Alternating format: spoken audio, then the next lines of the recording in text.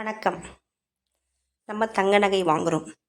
அந்த நகைகள் அடகு செல்லாமல் இருக்கவும் மேன்மேலும் தங்கம் பெருகவும் ஒரு எளிய பரிகாரத்தை நான் உங்களுக்கு சொல்லித்தரேன். எல்லாருமே ஆசைப்படுறது என்னது? நம்ம தங்க நகை வாங்குகிறோம், அது நம்மக்கிட்ட பெருகணும், நமக்கு அது ஒரு அந்தஸ்தை கொடுக்கணும் அப்படி தான் நினைப்போம். வேறு வழி இல்லாமல் நமக்கு பணம் தேவைப்படும் போது அந்த நகையை எடுத்துகிட்டு போயிட்டு அடகு வைக்கணும் அப்படின்னு யாருமே எப்போவுமே நினைக்க மாட்டோம். அதை யாருமே விரும்ப மாட்டோம். ஸோ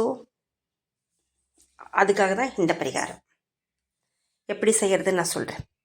பொதுவாகவே செல்வம் என்றால் பணம், காசு, அது மட்டும் இல்லாமல் நகையும் நவரத்தினங்களையும் சேர்த்து தான் சொல்லுவாங்க. குடும்பத்தில் பணம் காசு இருந்தால் மட்டும் போதாதுங்க, நகையும் தாராளமாக சேரணும். சொத்து பணம் ஒருவருடைய கையில் இருப்பதை விட நகையாக இருந்தால்தான் அவங்களுக்கு பலன் இரட்டிப்பு.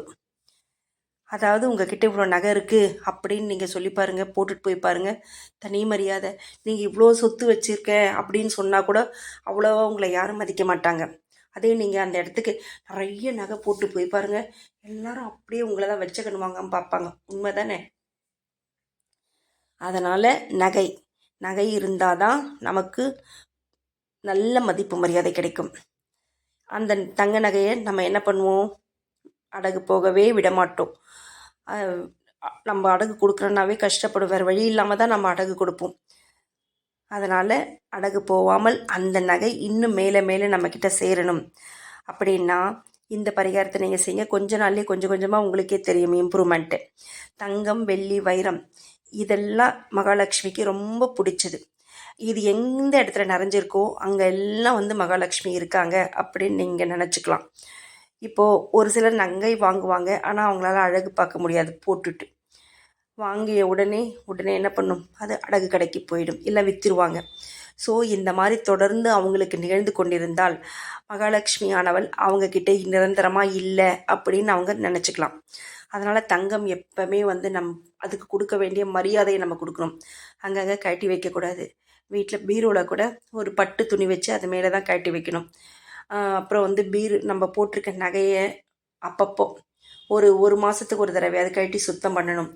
நகைக்கு நம்ம வீட்டில் பூஜை ரூமில் வச்சு மல்லிகை பூவால் அர்ச்சனை பண்ணலாம். அதாவது தங்கம் இருக்கிற இடத்துல மல்லிகை பூவை சேர்த்து வைத்தால் அங்கு தங்கம் பல மடங்கு பெருகும். இது உண்மை. ஏன்னா மகாலட்சுமிக்கு ரொம்ப ரொம்ப பிடிச்சது மல்லிகைப்பூ வாசனை.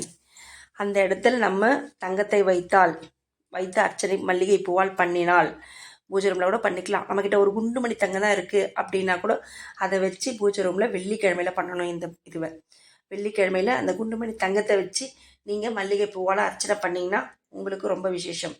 நீங்கள் அந்த கோல்டோடு அந்த மல்லிகை பூவை சேர்த்து வச்சால் இன்னும் விசேஷம். அதில் தான் நான் என்னென்ன பொருள் சேர்க்கணும் அப்படின்றத சொல்கிறேன்.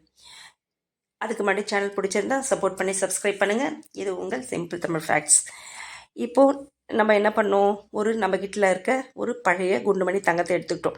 அது பழையசு தானே, அதனால் அப்படியே வைக்கக்கூடாது பூஜையில். அது என்ன பண்ண, உப்பும் மஞ்சளும் கலந்த தண்ணியில் போட்டு எடுத்துட்டா நம்முடைய அந்த தோஷம் போயிடும். அதுக்கப்புறம் அந்த தங்கத்தை நம்ம பூஜைக்கு யூஸ் பண்ணிக்கலாம். இப்போ அந்த கோல்டு ரெடி பண்ணிட்டீங்களா? இப்போ என்ன பண்ணுங்கள், உங்கள் கிட்ட மல்லிகைப்பூ எடுத்துக்கோங்க, பச்சை கற்பூரம் எடுத்துக்கோங்க, அதுக்கப்புறம் துளசி, இது மூணுத்தையும் எடுத்துக்கோங்க. ஒரு ரெட் கலரில் சிகப்பு நிற பட்டு துணி இருந்தால் ரொம்ப நல்லது.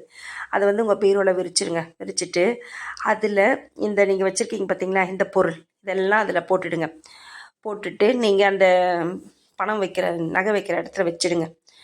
பச்சை கற்பூரம் மகாலட்சுமிக்கு பிடிக்கும், துளசி அவங்களுக்கு ரொம்ப பிடிக்கும், அதுக்கப்புறம் மல்லிகைப்பூவும் அவங்களுக்கு ரொம்ப பிடிக்கும், கோல்டு கேட்கவே வேண்டாம்.